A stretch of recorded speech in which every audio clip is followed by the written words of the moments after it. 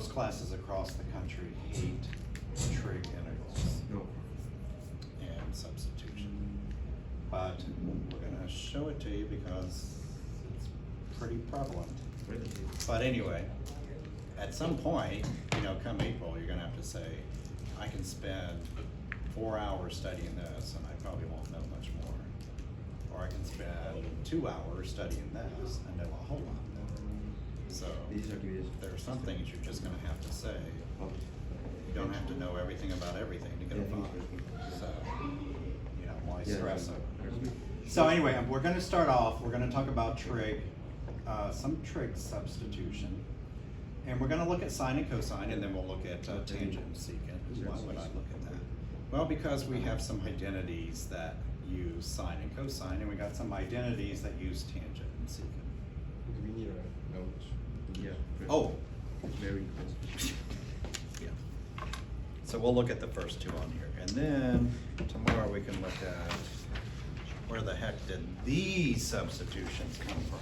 And I would say the Pythagorean theorem. Sorry. I didn't want to give you too many pieces of paper at one I just time. I did what you did, and I was subtracting one on accident because it was negative. Watch those negatives. Yeah.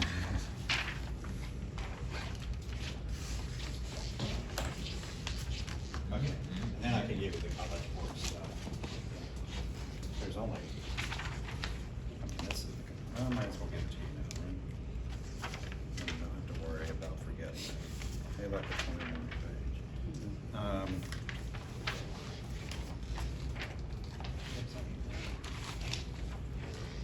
No, I need to. Good.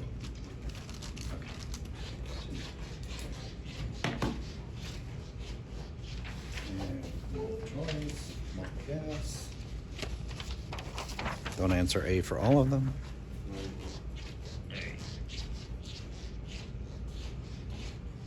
Okay, so when we have trig functions, we always want to see if I can somehow simplify it. And trig identities is a way I can do it, especially if I see sine and cosine, but I'm going to show you maybe not even if you see sine and cosine. Maybe if you see only sine or only cosine, but especially with powers. So here's what we're going to try to do. We're going to focus on sine and cosine. Got it in words. Okay. And then we'll do the same thing with tangent and cosine. I think I said secant. Try to rewrite what's in the integral involving powers of sine and cosine in a form where we only have one sine factor and the remainder of the expression is in terms of cosine, because then we can do some substitution. And I know when I take the derivative of sine, I get cosine. So if I let u be sine, then du probably gonna be cosine, dx, okay? Or only one cosine and the remainder in terms of sine.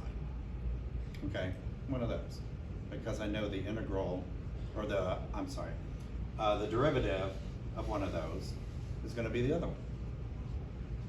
Okay, and this identity will become handy to me. Never forget that. That's probably one of the top 3 identities when it comes to trig. And this is going to enable us to convert back and forth, but we got to have even powers, right? Because it's sine squared, cosine squared. Even if we have like sine to the 4th, I could still do it. You know. So look for things like that. That can kind of help you out. So let's look at number 1. Here, let me pull it up here, number 1.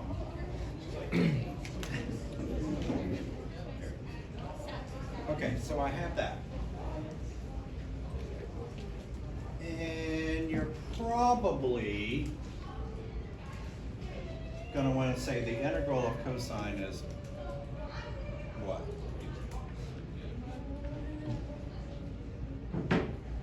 Integral of cosine is negative sine? Yeah. But then what about that third power? To me, it kind of looks like I might have an inside function. maybe you can do like divide them. Like cosine square, it's 1 negative sine square. I kinda like that. Yeah.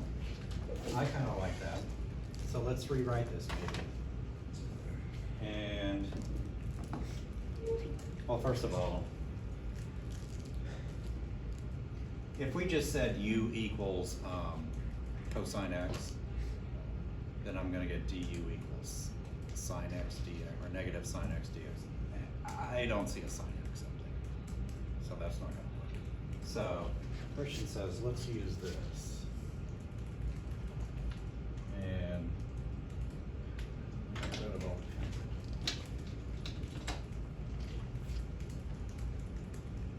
Oh, no better. Not more.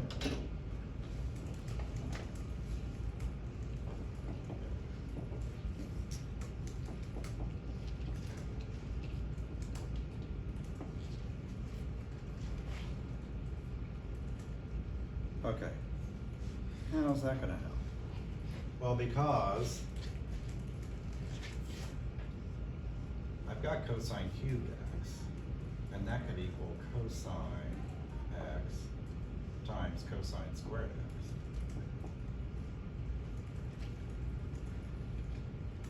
And I know if I get that, I can probably use that. I can bring in my sine. And then if I take the derivative, there's my sine. Okay? So I could probably do that. And so that would really be equal cosine x 1 minus sine squared. We could probably do that. So I'll substitute that up here and say this is the integral, instead of cosine cubed, cosine x 1 minus sine squared x dx. Oh, then I've got my sine and my cosine, so if I take the derivative of 1, I can, get du on the other. So what do you want to do?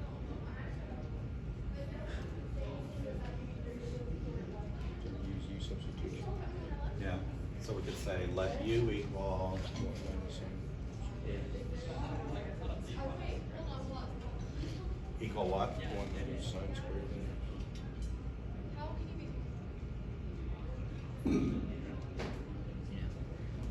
Okay, let's do that.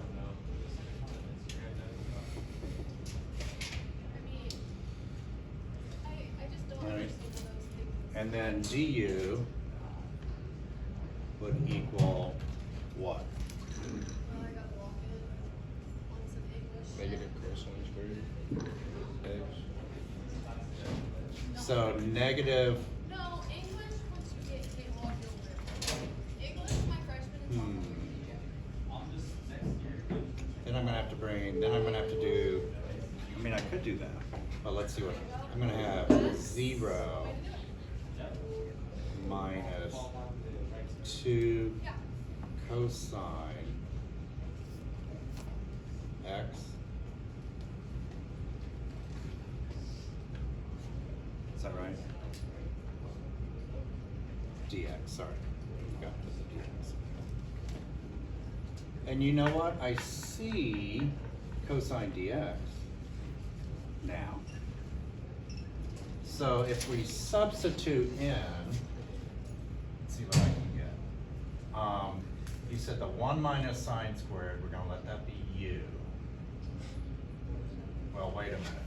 I see cosine, what I'd like to see is just cosine x dx. Divide by -2. So divide by -2.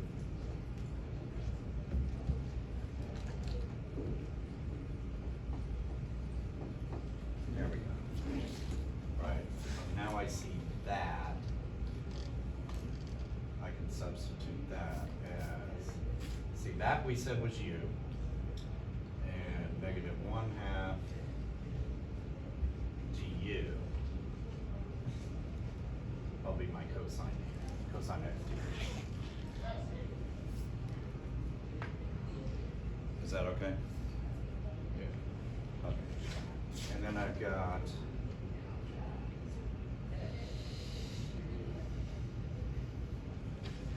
I got here?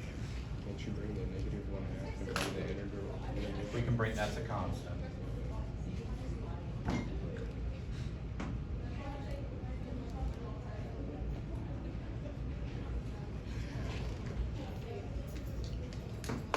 And then u squared over 2. U squared over 2.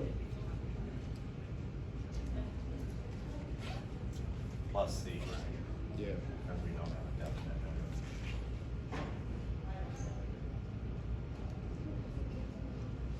And then probably substitute back. This actually becomes negative U squared over 4, right? Plus C. So if I substitute back in, I've got negative, you said U was 1 minus sine squared. And that's got to be squared over 4 plus C.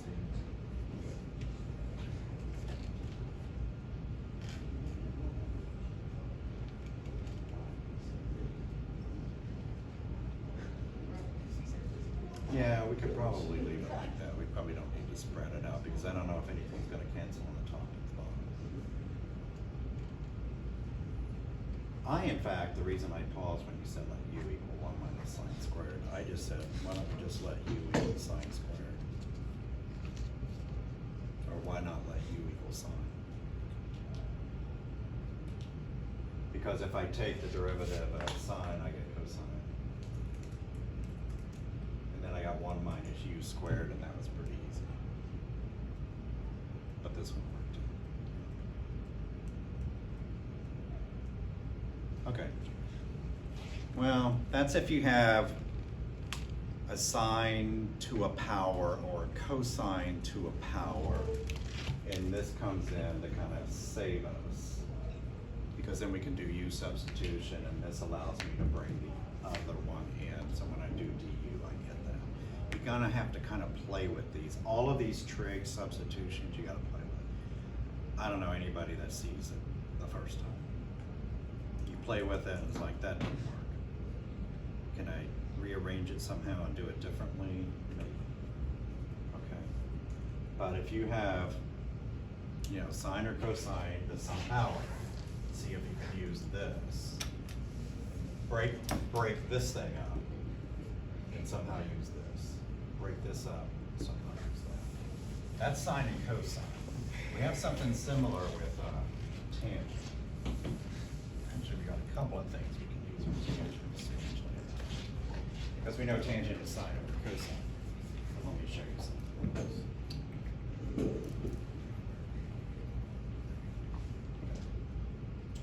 We can use a similar strategy, excuse me, for tangent. Well, let's just say secant, cosecant, cotangent. Let's say secant. Something like this, because I know the derivative of tangent is secant squared. Oops, sorry.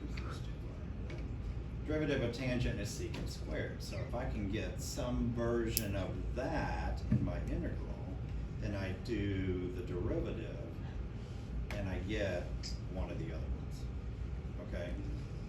Again, it's gonna help if I have an even power of secant or if I have an even power of tangent to secant, because there is this identity right there. Let me put that maybe in a slightly different. That's similar to the sine squared plus cosine squared equals 1. That's gonna give me a way to bring in, if I don't have it, this will give me a way to bring in the other one, which when I take the derivative, then all of a sudden it appears. Just like the sine cosine stuff.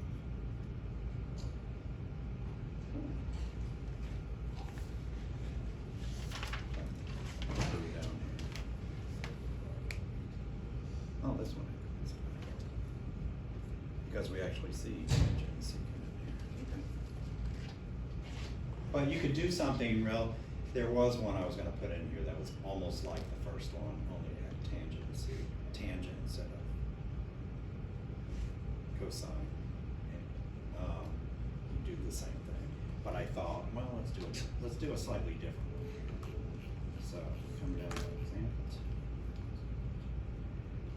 Oh, look at that, I've already got the other version.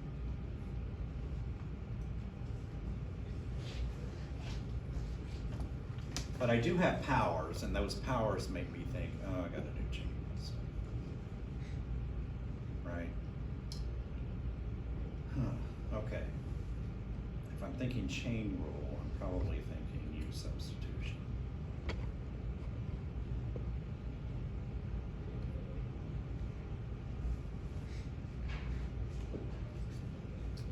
And I know I've got this. Maybe use this?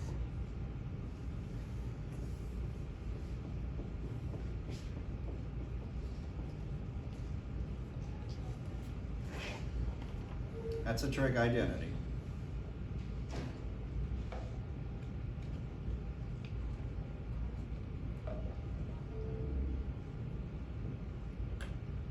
What's that gonna give me? If you use that trig identity. Yeah. I could probably do this. Like secant squared minus 1 to the third power. Tangent squared. What if I broke this up into secant squared x and secant squared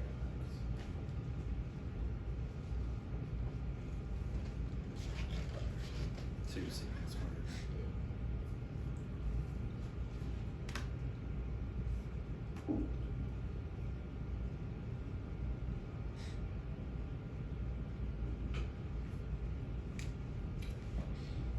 How's that gonna help me? What can I do now? Haven't even used that yet. You can substitute 1 plus tangent squared x. Yeah. I'll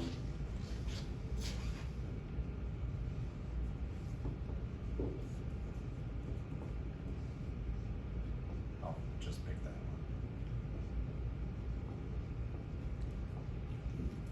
one. Do it again? You could do squared, right? Well, I could, but notice what's gonna happen. If I do it again, I don't have any secants in there. And if I take the derivative of tangent, I wanna see secant x. So just leave. So maybe I'll just get rid of that one and keep this one. Because I want an even one in there. So what is that gonna give me if I clean that up?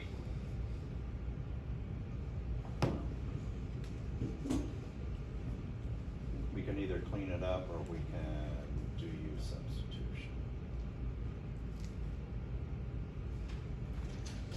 If we clean it up, you may see the use substitution.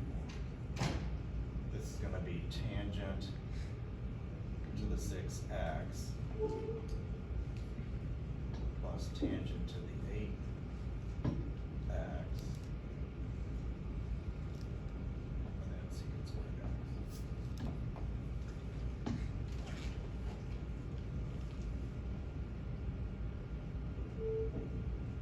Can I add the tangents together?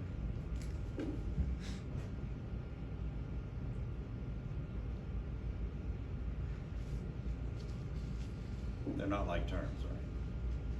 Can't add them together. So let's see. Again, I've got something to the 6th power, something to the 8th power, something to the 2nd power. I'm thinking, probably the chain rule. So I'm trying to think use substitution.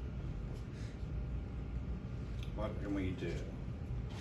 Just, can you let u equals tangent? Yeah, let's try u equals tangent. See what that gives me. And then du gives me secant squared, right? Yes. dx. Yeah, I got that right there. That's a pretty simple one. I may have had to play with this at the beginning, but then that's gonna give me u to the 6 plus u to the 8. And secant squared x dx is just du. Hey, that's pretty easy. That's gonna be u to the add 1. E to the 7 over 7. Yeah. U to the 7 over 7 plus U to the 9th over 9. Right, plus C. And then we'll substitute back in. Whether you want to put 1/7 out front or keep it to the 7th, it doesn't matter. Let's tangent to the 7th, x over 7, plus tangent to the 9th over 9 plus 3.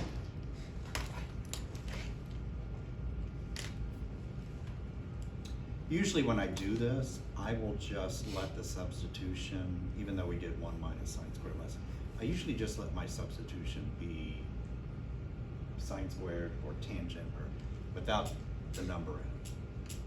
Just as simple as possible. Like let u equal sine, let u equals cosine, let u equal tangent. I would not let u equal that usually.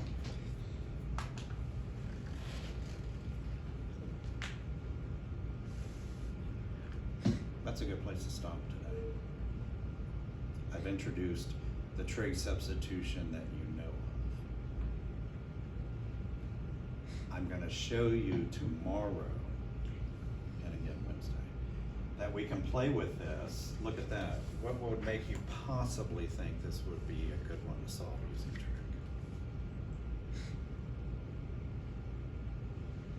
There is something here that makes me think this would be a good one for trig. And it's that square root of something squared minus something squared. 3 squared minus x squared. Pythagorean theorem. Yeah, a squared plus b squared equals c squared. Pythagorean theorem. Trig. So we're going to do some trig substitutions. Turn that into something like that. And then do this. But there's some. I'll put the formulas up if you want to go ahead and put them on your yellow sheet. And then we can play with them. And this is what people hate. Actually, people hate it. But here we go. And of course you can't see that because I got writing. But when you see one of these expressions, and I will explain more, but x is a variable and a is a constant. Just like we had like 9 minus x squared. I just showed you 9 minus x squared. So that's going to be a 9. That's going to be a number, a number, a number. And that's going to be variable, probably x or t. X, x, x. So if you see one of those, square root of two things being squared, oh, I could probably substitute a trig value there. And then you're going to go, well, what trig value would I substitute? So this is a good one for the yellow sheet to end the day. Here, we're going to do this. Here's the substitution we're going to make. And the rest just explains when it's going to work and the identity that allows me, that I'm going to want to be using. I'll show you how it works. So if I see something like this, I want to use a substitution. And we'll play with it here. But I'm telling you, this is what people like. Because they don't want to have to remember the square root of two things. They'll remember, oh, it's the square root of two things being squared. I don't know what that goes to now, but I know it's a trig thing. They'll remember that. They won't remember what trig thing it goes to. Is that cool? That's your yellow sheet stuff right there. Those three.